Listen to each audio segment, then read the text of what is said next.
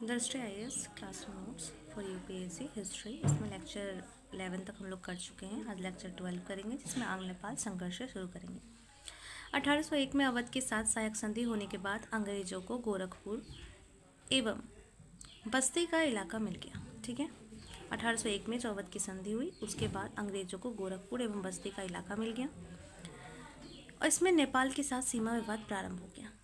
तो ये दोनों क्षेत्र मिलने से क्या हुआ, नेपाल के साथ सीमा विवाद शुरू हो गए और 1814 में लॉर्ड हेस्टिंग्स ने नेपाल के विरुद्ध संघर्ष प्रारंभ कर दिया, जिसमें प्रारंभ में तो यह अंग्रेजों की हार हुई, किंतु फिर 1815 में मकवनपुर में युद्ध में प्रवेश कर सेनापति ऑक्टर लोनी ने नेपाल को पराजित कर दिया और पराजित नेपाल सुगौली की संधि के लिए बाध्य हो गया। तो यानी कि 1801 में अवध के साथ सहायक संधि हुई, गोरखपुर बस्ती का क्षेत्र मिला। 1814 में लॉर्ड हेस्टिंग ने यहाँ पे संघर्ष शुरू किया और 1815 में मकवरनपुर में युद्ध हुआ। ठीक है, जिसमें कौन थे, ऑक्टर लोनी थे, जिन्होंने पराजित कर दिया नेपाल को और पराजित करके सुगौली की संधि के लिए बाध्य किया। सुगौली की संधि की कुछ शर्तें थी जो निम्नलिखित है। भारत एवं नेपाल के बीच सीमा रेखा का निर्धारण हुआ कि भारत और नेपाल के बीच क्या सीमा रेखा रहेगी। काठमांडू में ब्रिटिश रेजिमेंट रखे जाएंगे और गढ़वाल, कुमायूं और दून घाटी का क्षेत्र जो है अंग्रेजों को मिला, जिसके अंतर्गत शिमला, मसूरी और नैनीताल, रानीखेत के क्षेत्र आते हैं। नेपाल ने सिक्किम से अपना दावा छोड़ दिया। हालांकि आगे चलकर 1850 में डलहौजी ने सिक्किम के बड़े भूभाग पर कब्जा कर लिया। उसके बाद आता है आंग्ल वर्मा संघर्ष। प्रथम आंग्ल वर्मा संघर्ष का युद्ध जो 1824 से 26 के बीच हुआ। असम और मणिपुर को लेकर के 1824 में वर्मा के साथ सीमा विवाद प्रारंभ हुआ। असम और मणिपुर के क्षेत्र को लेकर के सीमा विवाद शुरू हुआ 1824 में। फिर ब्रिटिश गवर्नर जनरल आर्महर्स्ट वर्मा को पराजित कर उसे यांडवू की संधि के लिए बाध्य किया गया। यांडवू की संधि 1826 यांडवू की संधि के लिए बाध्य किया गया और इस संधि के तहत निम्नलिखित प्रावधान थे। वर्मा ने असम से अपना दावा छोड़ दिया। मणिपुर को स्वतंत्र राज्य माना जाएगा। वर्मा पर जुर्माने के रूप में 1 करोड़ की राशि अध्यारोपित की गई और वर्मा की जो राजधानी थी अवा, उसमें ब्रिटिश रेजिमेंट को नियुक्त किया गया और अंग्रेजों ने वर्मा में जो अराकन और तारासिरिन का क्षेत्र है उस पर नियंत्रण कर लिया। अराकन और तारासिरिन के क्षेत्र पर। अब आगे देखते हैं द्वितीय आंग्ल वर्मा युद्ध। द्वितीय आंग्ल वर्मा युद्ध 1852 से 53 में हुआ। ब्रिटिश गवर्नर जनरल डलहौजी ने संधि की शर्तों का उल्लंघन का बहाना बनाकर वर्मा पर आक्रमण किया। यानी कि ब्रिटिश जो गवर्नर जनरल थे डलहौजी, उन्होंने कहा कि संधि की शर्तों का उल्लंघन किया गया है और इसी का बहाना बना करके वो क्या करते हैं, आक्रमण करते हैं वर्मा पर। और आक्रमण करके जो है वो लोअर वर्मा यानी कि पीओ पर नियंत्रण करते हैं। और तृतीय आंग्ल वर्मा युद्ध होता है 1885 में, जो ब्रिटिश वायसरॉय डफरिन ने वर्मा पर फ्रांसीसियों के साथ मिलकर षड्यंत्र रचने का आरोप लगाया और पूरे वर्मा पर नियंत्रण कर लिया। ब्रिटिश वायसरॉय थे डफरिन, उन्होंने क्या कहा कि वर्मा पर जो है फ्रांसीसियों के साथ मिलकर वर्मा षड्यंत्र रच रहा है और इसीलिए पूरे वर्मा पर इन्होंने नियंत्रण कर लिया। वर्मा को भी भारतीय साम्राज्य में शामिल कर लिया गया और 1935 के अधिनियम के माध्यम से वर्मा को अलग राज्य क्षेत्र का दर्जा दिया गया। अंततः 1948 में वर्मा स्वतंत्र हो गया। फिर आंग्ल अफगान संघर्ष।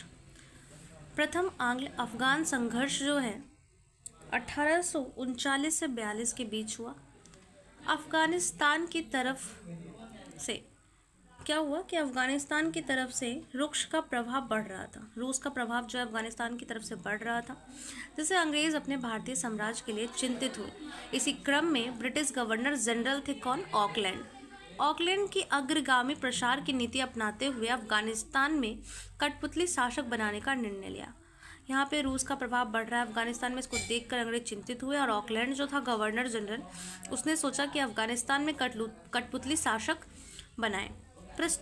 इसकी पृष्ठभूमि में 1838 में एक त्रिपक्षीय संधि हुई और अंग्रेजों ने अफगानिस्तान के शासक दोस्त मोहम्मद को हटाकर शाह शुजा वहाँ का शासक नियुक्त किया गया। तो ये जो त्रिपक्षीय संधि होती है, इसमें अफगानिस्तान के जो शासक थे दोस्त मोहम्मद, इसको हटा करके वहाँ पे जो है शाह शुजा को शासक बनाया गया। इस हस्तक्षेप को अफगानिस्तान में ये जो हस्तक्षेप था इसका अफगानिस्तान में विरोध हुआ और 1842 में अंग्रेजी सेना की वापस लौटते ही शाह सूजा की हत्या कर दी गई और जैसे ही 1842 में वहां से अंग्रेजी सेना वापस लौटी, शाह सूजा की हत्या कर दी गई एवं दोस्त मोहम्मद वहां का शासक बन गया। वापस से दोस्त मोहम्मद को बना दिया गया। इसने 1863 तक शासन किया, यानी कि शासक बना, और 1842 से 1876 तक अंग्रेजों ने अफगानिस्तान में कुशल अठमर्प्यता यानी कि अहस्तक्षेप की नीति को लागू किया, यानी कि 42 से 76 तक कोई हस्तक्षेप नहीं किया।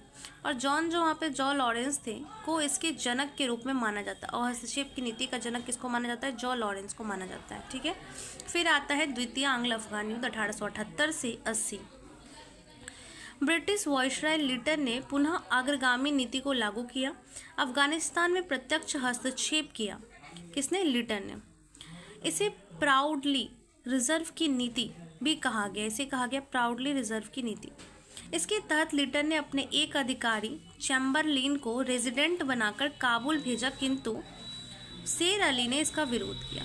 चैम्बरलिन को कहाँ भेजता है? काबुल भेजता है, लेकिन वहाँ पे शेर अली क्या करता है? इसका विरोध करता है। इसके बाद हुए संघर्ष में अंग्रेजों की जीत हुई और शेर अली अफगानिस्तान छोड़कर भाग गया। इसके बाद के संघर्ष में अंग्रेज जीत गए और जो शेर अली था वो अफगानिस्तान छोड़ करके भाग गया। उसके बेटे याकूब खां के साथ 1879 में गंडमक की संधि हुई। कौन सी संधि हुई? गंडमक की संधि हुई याकूब खां के साथ। इसके तहत काबुल में ब्रिटिश रेजिमेंट नियुक्त किया गया और इसके तहत जो है काबुल क्षेत्र में ब्रिटिश रेजिमेंट रहेगा और वहाँ के विदेश नीति पर भी अंग्रेजों का नियंत्रण हो गया। आगे चलकर 1885 में पंचदेह क्षेत्र को लेकर रूस और अफगानिस्तान में विवाद हो गया। आगे चल करके 1885 में पंचदेह क्षेत्र को लेकर के रूस और अफगानिस्तान में क्या होता है? विवाद हो जाता है, जिससे अंग्रेजों को भारतीय साम्राज्य की चिंता हुई। अंततः 1893 में डुरंड रेखा के माध्यम से, और लास्टली बनता है डुरंड रेखा के माध्यम से, अफगानिस्तान के बीच सीमा रेखा निर्धारित हो गई। इसके बाद है तृतीय आंग्ल अफगान युद्ध 1919 से 21। अफगानिस्तान के नए शासक अमानुल्लाह ने ब्रिटिश हस्तक्षेप का विरोध किया। ये जो नए शासक बन के अमानुल्लाह, उन्होंने ब्रिटिश हस्तक्षेप का विरोध किया, जिसके संघर्ष की स्थिति बन गई। हालांकि फिर 1921 में ब्रिटिश वायसराय चैम्सफोर्ड के साथ जो है रावलपिंडी की संधि होती है और रावलपिंडी की संधि हो गई और दोनों देशों के बीच मित्रता स्थापित हो गई। इसके बाद आता आंग्ल तिब्बत संघर्ष। तिब्बत के क्षेत्र में रूसी प्रभाव बढ़ रहा था। इसे नियंत्रित करने के लिए ब्रिटिश वायसराय 1930 में यहाँ पे 1930 में यंग हस्बैंड के नेतृत्व में एक प्रतिनिधि मंडल तिब्बत भेजा।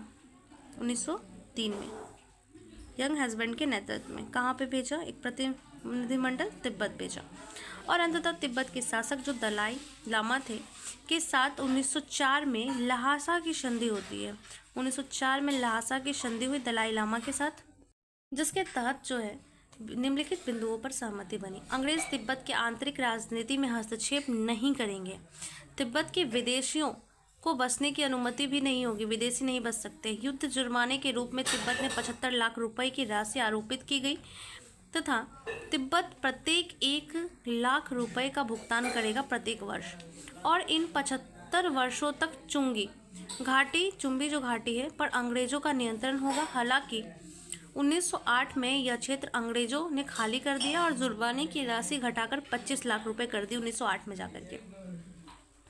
आगे चलकर 1914 में शिमला समझौता के तहत मैकमोहन रेखा पर सहमति बनी और 1914 में जाकर के होता है शिमला समझौता। और इस शिमला समझौता के तहत क्या होता है? मैकमोहन जो रेखा है उस पर सहमति बनती है और भारत और तिब्बत के बीच सीमा रेखा निर्धारित हो गई। ठीक है। उसके बाद है आंग्ल भूटान संघर्ष। असम पर नियंत्रण को लेकर अंग्रेजों ने भूटान से द्वार का युद्ध लड़ा। असम पर नियंत्रण को लेकर के भूटान से युद्ध हुआ था और द्वार का युद्ध लड़ा था, जिसमें भूटान पराजित हुआ और सिंचला की संधि 1865 के लिए की गई। कौन सी की गई? सिंचला की संधि के लिए बाध्य हुआ। ठीक है। आगे हम लोग नेक्स्ट क्लास में करेंगे। Thank you.